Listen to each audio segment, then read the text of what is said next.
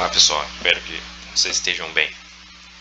Queria também aprender algumas noções aqui, compartilhar sobre a história que o Messias ressuscitou. Era alguém muito querido por ele, não só ele, mas as irmãs, também a família toda, né? Lázaro, o bom amigo que ele tinha na cidade de Betânia. Aquela história que está lá em João 11, versos 1 ao 44. Eu creio que é uma história bastante conhecida, uma das passagens mais conhecidas do nosso Salvador. Mas se ainda porventura tem alguém que não conheça, ou pelo menos não lembre de alguns detalhes da história, eu peço que leia lá de novo, né? João 11, 1 ao 44. Aliás, essa é uma das histórias que faz a gente refletir da grandeza, da ordem de grandeza das coisas que aconteciam em Israel há 2000 anos atrás, né? Porque quando o verbo do Criador teve ao mundo, realmente a coisa não foi brincadeira, né? Porque a gente conversa com pessoas, e em algumas pessoas dentro do sistema, né? Que ainda estão dentro do sistema, e da boca deles mesmo a gente ouve que eles não têm visto sinais, né? Eles não têm visto, quer dizer, é como se os sinais, as maravilhas tivessem ficado no passado. Mas escritos antigos dizem que o primeiro povo da herança dele, viu todos esses sinais por meio de profetas, viu as maravilhas diante de Faraó, saindo do Egito, os sinais no deserto, tudo isso, né? Eles viram isso, e depois ainda viram o filho, o herdeiro, né? Fazer tudo isso que ele fez na frente deles, né? Mas já estava escrito desde lá de trás que o povo que veria sinais não creriam, né? Teria dura serviço, e portanto a mordomia deles, ou seja, o serviço deles, né? Já que a condição de servos do Altíssimo seria transferido a outro povo, né? A um povo que ainda viria depois deles, e que sem ver sinais físicos, tá? Creria no nome dele, né? Isso está nos escritos antigos, tá? A gente pode até conversar mais sobre isso, mas tantos profetas falaram sobre isso, né? E é o de fato que a gente tem visto agora, é o que aconteceu, né? Parece que agora nós temos tido mais amor pelo nome dele, pelas coisas dele, mesmo sem ver sinais, tá? Porque na verdade a gente não tem visto sinais com os olhos físicos, mas todas essas coisas aqui, e esse é mais um exemplo que eu pretendo compartilhar agora, a gente tem visto os sinais que ele fez de modo espiritual, e os sinais estão na nossa cara ainda hoje. Só que hoje é de modo espiritual, porque o nosso reino é espiritual. As coisas que ele fez lá atrás, continua fazendo de modo miraculoso ainda hoje, diante dos nossos olhos. Só que hoje a gente precisa ter olhos espirituais para enxergar, tá? Ou vocês acham que é pouco a gente ter aprendido todas essas coisas aqui, mesmo que elas tenham sido escondidas dos primeiros mordomos, tá? Que tinham a chave para entrar, não entraram e ainda engoliram a chave, ou seja, impediram os outros de entrar. Vocês acham pouco esse milagre da gente estar aprendendo isso tudo aqui, que nós estamos aprendendo agora, vindo de cima? Vocês acham que isso é pouco? É claro que isso é um milagre. Todo nascimento, na verdade, de qualquer, mesmo nascimento físico e agora principalmente o espiritual, nova criatura, ele é um milagre, na verdade. E um milagre vindo deste aqui, certo? Então quando a gente vê as pessoas lamentando e se perguntando por que elas não veem sinais, né? Eles vão aí dentro dos templos, das religiões, e dizem que se batizaram nas águas e buscam o Criador há não sei quantos anos, 60 anos, né? E não veem nada, né? Mas acontece que já estava escrito que seria assim, porque o que eles têm que ver não são sinais físicos. Eles têm que ver no espírito o que tem acontecido, né? Pelo contrário, eu creio que já está vindo aí, e já está às portas, alguém que dará sinais físicos para eles de novo, né? E aí, esse que é o problema, né? Eles serão engodados com alguém que vai oferecer sinais físicos para eles também. assim como o Messias oferecia lá atrás, tá? E aí é que será a operação do erro, né? Quem não tem o discernimento espiritual vai ir atrás desses sinais físicos, segundo a eficácia do próprio adversário, conforme está nas cartas de Paulo lá, né? A carta aos Tessalonicenses, né? Que a gente já conversou sobre, né? Esse é que é o problema, né? A operação do erro que tem visto para aqueles que só têm, que tem vindo, né? Para aqueles que só têm olhos físicos, portanto só enxergam e estão ansiando, estão desejosos de sinais físicos, né? Então, o tamanho da grandeza, a ordem de grandeza dessas coisas que aconteciam em Israel, a gente fica imaginando, né, que se apenas esse evento que aconteceu lá, ó, a ressurreição de um homem já morto há 4 dias, acontecesse nos dias de hoje, né? Eu digo para vocês que se a gente testemunhasse essas coisas aqui, a gente já não conseguiria mais dormir pro resto de nossas vidas, né? Eu acho que vocês imaginam nos dias de hoje, ainda mais dentro das religiões, né, com as pessoas estando apenas carnais do jeito que elas estão. Imagina ver um sujeito morto há 4 dias ser ressuscitado por um homem, né? Não teria uma perna só no dia de hoje que não ficaria bamba, não ficaria tremendo, né? Eu acho que num evento como esse aí, eu acho que a maioria das pessoas já desmaiariam, né? Ficariam mal, né? Elas teriam uma crise ao testemunhar uma coisa dessa, elas teriam uma crise imediata ali e ficariam em estado de choque, internada durante meses, né? Então, só para a gente ter uma noção de se isso acontecesse nos dias de hoje, imagina o que não acontecia com abundância, dia após dia, em Israel há 2000 anos atrás, né? Nos dias do nosso Salvador. Só para a gente ter uma noção da grandeza do que foi, né? A vinda dele ao mundo, certo? Então, e essa história aqui, se vocês lembrarem lá, né? Eles estavam numa outra localidade. A mensagem apenas, ele estava com os discípulos, né? Eles não estavam presentes em Betânia naquele momento. A mensagem apenas, a notícia de que o amigo dele, Lázaro, estava gravemente doente, tinha chegado até os ouvidos do Salvador. Ele estava com os discípulos em outro lugar. Ele ainda se demorou 2 dias para ir até Lázaro. Ele se demorou 2 dias. Leiam lá o texto, tá? O testemunho que foi deixado, escrito. Ele tinha 2 irmãs, Lázaro, né? Marta e Maria, tá? As mesmas que apareceram depois num outro contexto da escritura, em outros contextos, na verdade, de escritura, né? O Messias tinha uma proximidade muito grande, carnal, com eles, tá? Com a família deles, tá? Tanto que o Messias, inclusive, foi uma ocasião única aqui, tá? Nas escrituras, tá? Não é única porque sobre Jerusalém ele também chorou, né? Ele chorou sobre Jerusalém também quando ele deu a carta de divórcio. Mas nessa ocasião ele chorou muito, tá? Ao ver a tristeza das irmãs e de ver que Lázaro, o bom amigo dele, estava na sepultura. Ele chorou, tá? É importante que se diga isso. Os judeus, aqueles mesmos de sempre, os fariseus, que sempre perseguiam, e a partir desse evento aqui, que foi um evento inegável e que foi testemunhado por muita gente de Israel, a partir desse evento eles começaram a tramar a morte dele, porque os sinais que ele estava fazendo eram muito grande, eram grandes demais para serem negados, tá? E eles estavam vendo que a boquinha deles, a mordomia deles estavam sob sério risco, tá? E a partir daqui eles começaram a tramar para matar o Salvador e matar Lázaro também. Isso está escrito lá. Por quê? Porque Lázaro estava como prova viva, como evidência viva de que esse que está aqui era o Filho do Criador e tinha poder sobre a vida e sobre a morte.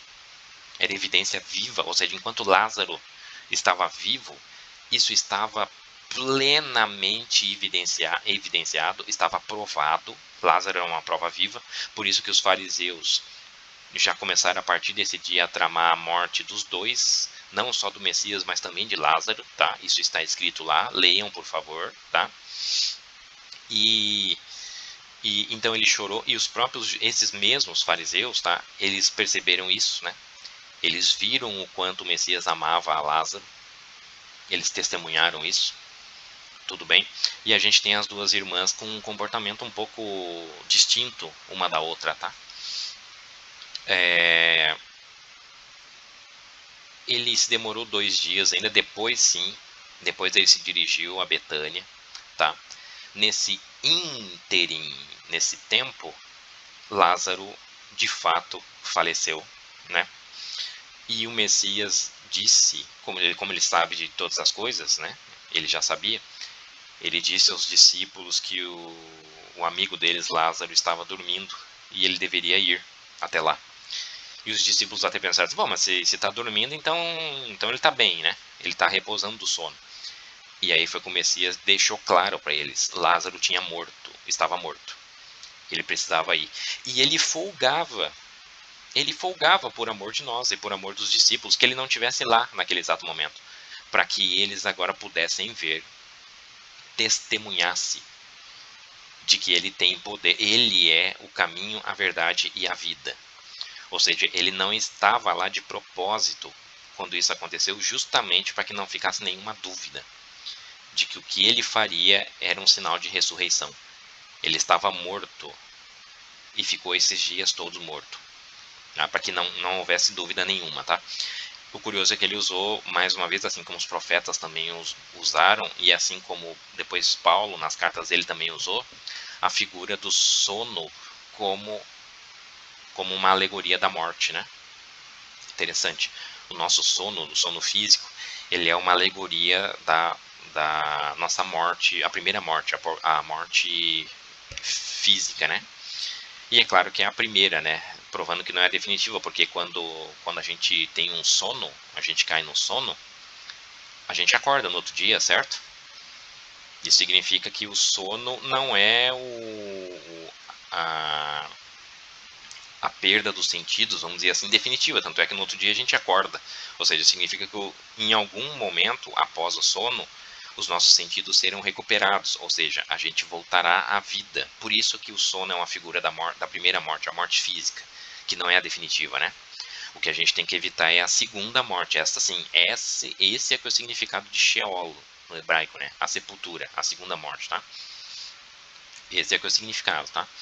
Porque a primeira é como um sono apenas, de modo que a gente sabe depois do sono que a gente vai voltar, vai recuperar os sentidos, ou seja, a gente vai voltar depois da primeira morte física e voltaremos para sermos julgados, né? Ou para a vida eterna, ou para a morte, sim, a segunda morte que é a verdadeira, né?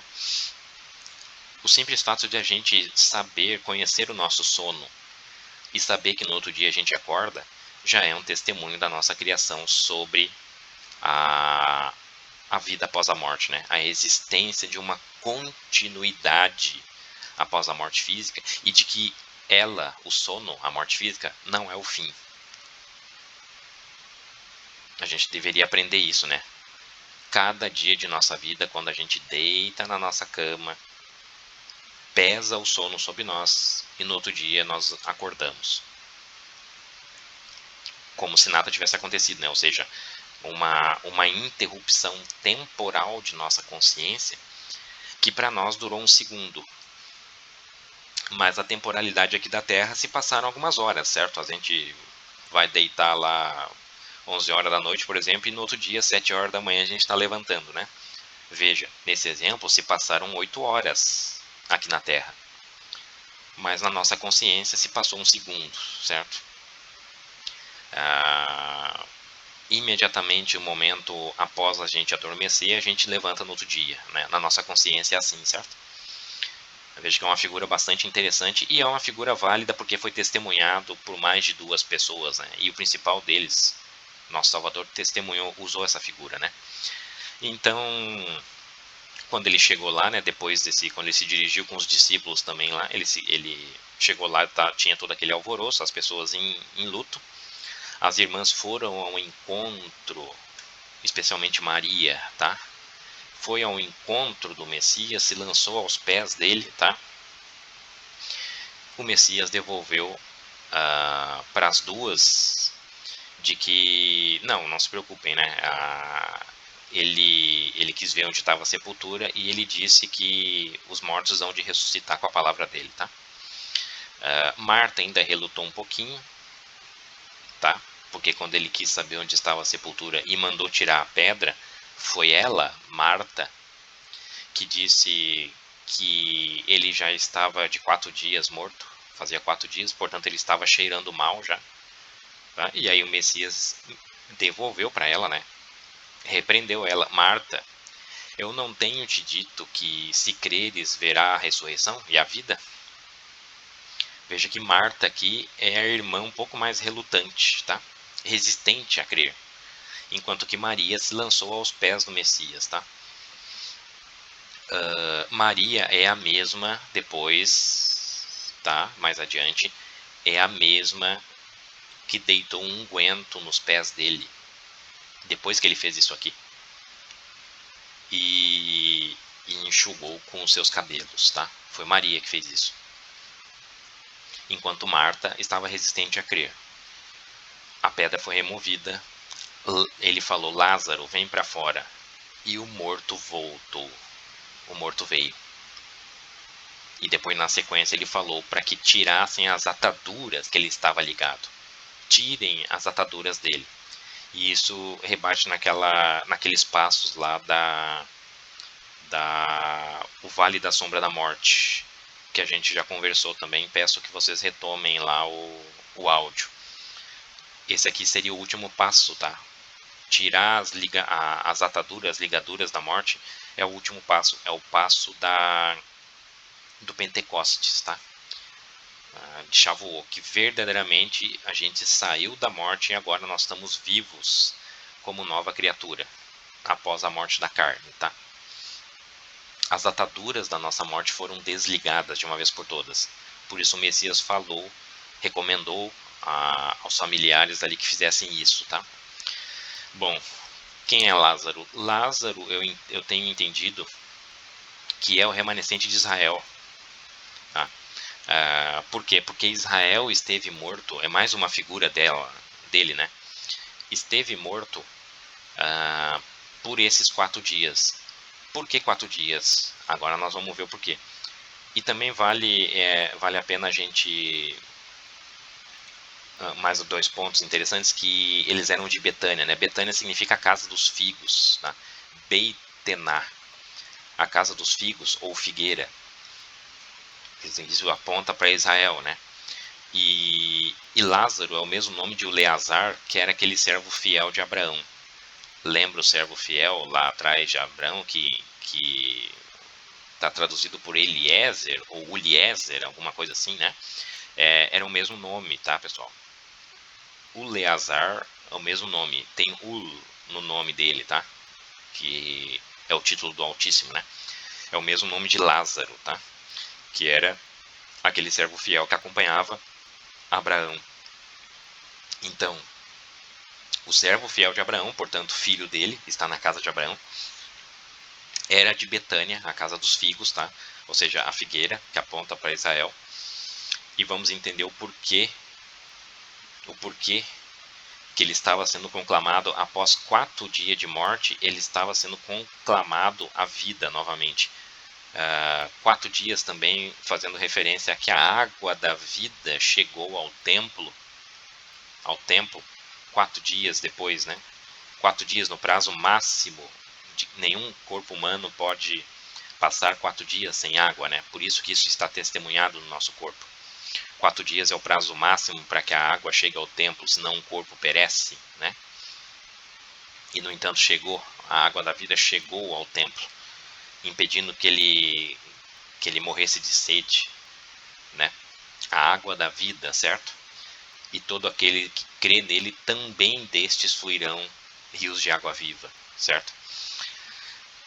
Quem eram Marta e Maria? Marta e Maria eram irmãs do remanescente de Israel, então, portanto, estão dentro da mesma casa, também fazem parte a Israel física. Só que aqui nós temos a dicotomia, né? A escolha binária do tempo do fim, porque no tempo do fim nós não teremos 3 ou 4 classes de pessoas, nós teremos apenas 2, né? As que se arrependerão e se lançarão aos pés do Messias, e vamos ver agora qual é o comportamento de quem se arrepende e lança aos pés do Messias. Qual comportamento Maria terá, né? E por outro lado a gente tem Marta, que é aquela resistente a crer, que tem um pouco de dura serviço e que pensa que o serviço, a mordomia ao Criador e ao Salvador é um serviço físico. Antes disso, a gente entendendo, rebatendo nas vigílias do dia hebreu, a gente entende o porquê dos 4 dias morto, tá? Se vocês verem que no terceiro dia, ao surgir do terceiro dia da criação, ou seja, ali por volta dos 2000 anos, é que a gente tinha passado o dilúvio, né? E aí a gente teve o advento do Sinai, com Moisés e a lei, né? O advento da lei entregue em tábuas de pedra por Moisés no Sinai. Mais ou menos nessa altura aqui, ó, da história das vigílias do dia hebreu, rebatendo os dias da história da humanidade. Essa aqui a gente pode chamar de escala do Criador, tá? Esse é o calendário do Criador, vamos dizer assim. Porque para ele, 1000 anos são como o dia de ontem que passou. E também como uma vigília, tá? Mas a lei a gente sabe que foi o quê? Foi o ministério da morte. Lembram do caixão de Jacó como tabernáculo terrestre? Não foi aqui que surgiu? Foi aqui que surgiu as ordenanças de culto terrestre. Paulo cansou de nos dizer que esse mandamento que veio aqui foi um mandamento de morte. Por quê? Porque por meio dele ninguém pôde se justificar. Portanto, continuaram mortos. Por isso, aquela abundância toda de sacrifícios lá, né, de animais sendo mortos no lugar dos pecadores, porque o pecado era sempre constante e presente e frequente. E se o pecado era sempre constante, presente e frequente, o ambiente era de morte. Eles ainda estavam mortos, tá? A Israel física. Israel física, Lázaro, o Eleazar, o servo de Abraão, certo? Era de Betânia, a casa dos figos, a figueira, tá? E Paulo também adicionava ainda que era um mandamento de morte, né? E que a lei e as ordenanças físicas de Israel, elas apenas serviram para encerrar todo mundo debaixo do pecado. Portanto, era um mandamento de morte, certo? Porque a letra da lei fria, ela matava. E foi isso que ela fez. Mas depois veio o Espírito que vivifica, tudo bem? Mas veio depois de quando? Depois de 2 dias. Na escala da criação, foi depois de 2 dias, ou seja, mais 2000 anos, por volta dos 4000 anos, no raiar do 5º dia, é que o nosso Salvador veio ao mundo. O sair do sol corresponde às 6 horas da manhã. O nascer do sol, a luz do mundo, veio ao mundo, certo?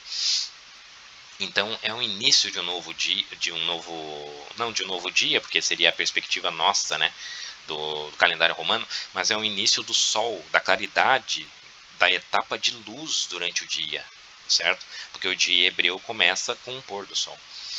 Mas o nascer, a vinda da luz do mundo é que trouxe claridade à nossa existência. E portanto havia passado 2 dias depois do advento da lei.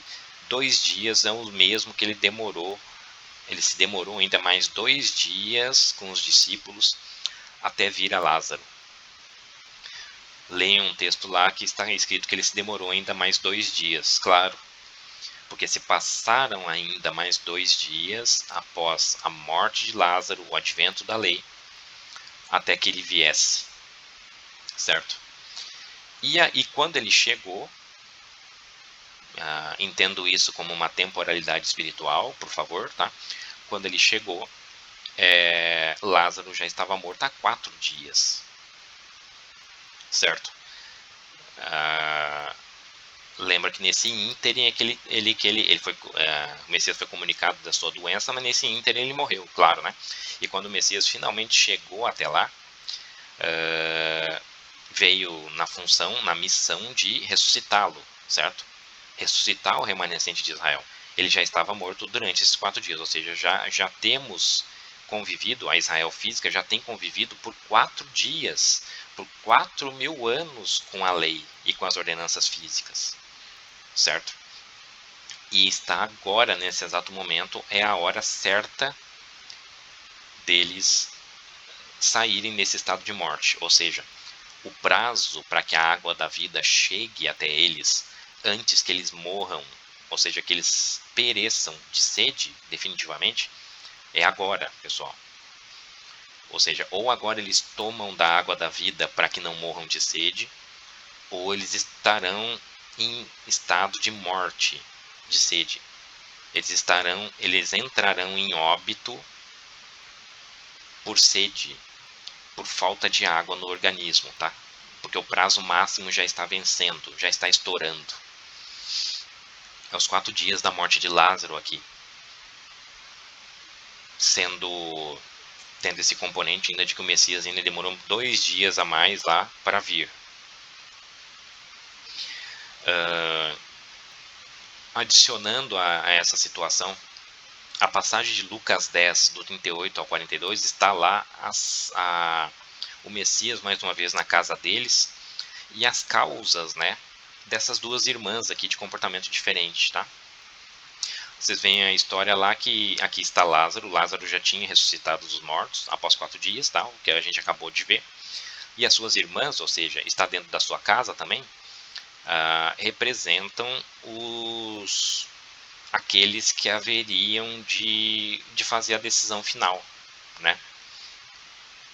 Aqueles que haveriam de fazer a sua escolha binária, tá? Ou a escolha de Maria ou a escolha de Marta.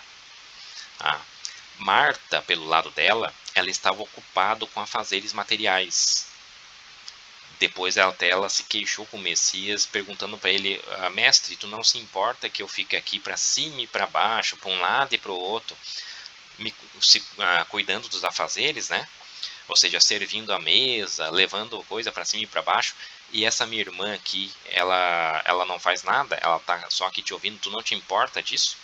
O Messias respondeu para ela: Marta, Marta, tu tá muito ocupada com afazeres que não são importantes.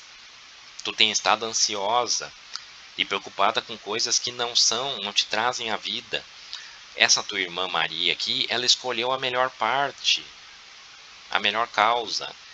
E Maria, o que ela estava fazendo? Ela estava sentada aos pés do Messias, ouvindo as palavras dele. Escolheu a melhor parte, e não o serviço físico. A mordomia não é física agora, pessoal, que Marta achava que era. Marta estava convidada às bodas e deu de ombros, que é aquilo que a gente tem na parábola também do banquete nupcial, lembram? Que o povo de Israel estava sendo convidado às bodas, só que aí eles falavam assim: não, eu tenho uma coisa para plantar lá no meu campo, não, eu tenho que trabalhar lá na minha vinha, não, eu tenho negócios, né, para fazer, eu tinha que comercializar lá. Então, ou seja, eles estavam preocupados com os negócios físicos deles, tá? E até com intrepidez eles se apoderaram de alguns servos do rei, que o rei ordenou que fossem chamar o povo às bodas, um banquete farto de bodas no palácio real, né? E eles até se enfureceram contra uns lá e agrediram alguns dos servos, né? Ou seja, eles deram de ombros, né? Eles fizeram pouco caso, eles estavam mais preocupados com as ações deles físicas, com os negócios deles que eles tinham aqui na terra, físicos, né? E aí o rei falou, se vocês lembrarem lá da história, o rei falou que na verdade tudo estava preparado, o banquete estava preparado, só que os convidados não eram dignos. Eles desprezaram, eles fizeram pouco caso do convite do rei, certo? Aqui, ó, o serviço físico, né? O rei estava dentro da casa dela, né? Falando, e ela estava mais preocupada com os afazeres físicos do que dar ouvidos às palavras do rei, que foi o que essa outra irmã dela que fez, Maria, certo? Então Marta é a figura daquela Israel física que está ocupada com afazeres materiais, que acha que a mordomia é física, que acha que agrada ao Criador e ao Salvador com serviços físicos, né? Que a preocupação dela aqui é pôr a mesa física para o Messias dentro da casa dela, né? Ou seja, ela é similar àquela que foi convidada às bodas, está sendo convidada às bodas e Deus deu de ombros, desprezou, certo? Por outro lado, Maria, a irmã dela, e também de Lázaro, ela estava aos pés do Messias, ouvindo as palavras dele. Ela escolheu a melhor parte, certo? E por ela ter feito isso, ela vai comprovar, ela vai sacramentar por essa outra ação ela mesma, Maria, ela teve aqui. Ungiu os pés do Messias. Aí, logo após isso, né, lá em João 12, os versos 1 ao 8, ela ungiu os pés do Messias, naquela altura lá, preparando para a sepultura, né, ungiu os pés do Messias e enxugou com seus próprios cabelos, né, a gente já conversou sobre isso, né, mas resgatando aquela ideia de cânticos, no primeiro capítulo, de que o unguento é o reconhecimento, é o aroma suave do reconhecimento do sacrifício agradável ao Criador, o reconhecimento do nome dele, e também servia para ungir reis, porque era usado, o nardo, o perfume era usado como reis, como unção de reis, né? Portanto, quem estava sendo ungido aqui e preparado, embalsamado para a própria sepultura era o próprio rei de Israel, o Messias, né? E nos pés, que representa exatamente a geração do fim. Por quê? Porque esse evento aqui aconteceu, a ressurreição de Lázaro foi depois dos 4 dias de morte. Ele está apontando para o tempo do fim. Então, esse reconhecimento tem que vir no tempo do fim. E veja que nós temos aqui também a figura das primícias, porque também Maria, que é Israel física que se arrependerá, ela enxugou esse reconhecimento com seus cabelos, com a seorá, com a cevada, certo? É o que nós temos em João 12, versos 1 e 8. Esse reconhecimento, ele virá tanto da casa de Judá, e Maria representa ela, a casa de Judá, aquela que estava, né, morta durante 4 dias, tá? Está na casa de Lázaro, é irmã de Lázaro, certo? Como também os gentios eles estão prefigurados no outro testemunho desse mesmo cenário aqui, que foi com aquela mulher impura, vamos dizer assim, na casa dos fariseus. Lembra que aconteceu exatamente a mesma coisa? Uma mulher de má fama fez o que Maria fez aqui. A mulher de má fama, quando o Messias estava sendo recebido por fariseus, né? E aquela lá representava nós, os gentios. Essa aqui estava em Betânia, na casa de Lázaro, e era uma das irmãs de Lázaro. Ela fez o mesmo sinal, ou seja, é os testemunhos da casa de Judá, ela aqui, e a casa de Efraim, que farão a mesma coisa. Ungirão o Messias como rei e reconhecerão nele o nome do Altíssimo, como unguento, como aroma agradável que sobe até o Criador, conforme Cânticos. Tudo bem? A gente já conversou sobre isso também nos áudios anteriores, né? Peço que procurem lá, caso ainda não tenham ouvido. Então Maria fez isso aqui, assinando embaixo de que ela está aos pés do Messias, ouvindo suas palavras, e escolheu a melhor parte. Por isso que ela fez isso, né? Escolheu a melhor parte. Ao contrário de sua irmã, que acha que a mordomia era física e estava ocupada com outras coisas. Estava ocupada, estava ansiosa com as coisas daqui, com as coisas físicas, né? Espero ter me feito entender e espero ter contribuindo, pelo menos com um tijolinho a mais, nas percepções que a gente já tinha dessa história aqui, que é uma história, na verdade, de arrepiar, né? Se acontecesse um evento físico como esse nos dias nossos de hoje, não teria uma perna que não ficaria bamba, né? E só que hoje a gente entende que os sinais que ele fez estão se repetindo nos nossos dias, mas a gente tem que enxergar eles agora com um olhar espiritual. É o cumprimento espiritual desse sinal, dessa alegoria que ele cumpriu física lá atrás, há 2000 anos atrás, tá? E o tempo, o prazo máximo de que a água da vida chegue a esse povo é agora, tá? A Lázaro e também as irmãs dele. É o prazo máximo, já está estourando esse prazo. Então, a água da vida ela precisa ser bebida agora, tá? E também é agora que nós teremos essa opção binária que será feita por aquele povo lá.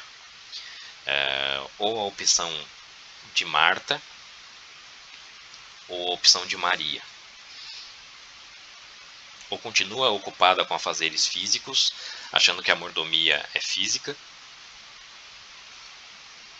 ou se reclina, se lança aos pés do Messias, quando ele veio com o intuito de ressuscitar Lázaro, e sente junto a ele e ouça as palavras dele. Se preocupe apenas com isso, tá?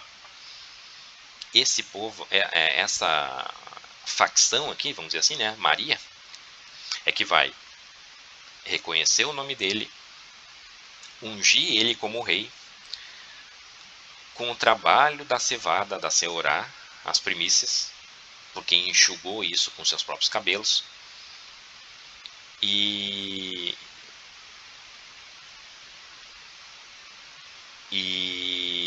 comporá, vamos dizer assim, né, a Nova Jerusalém ao lado de Lázaro.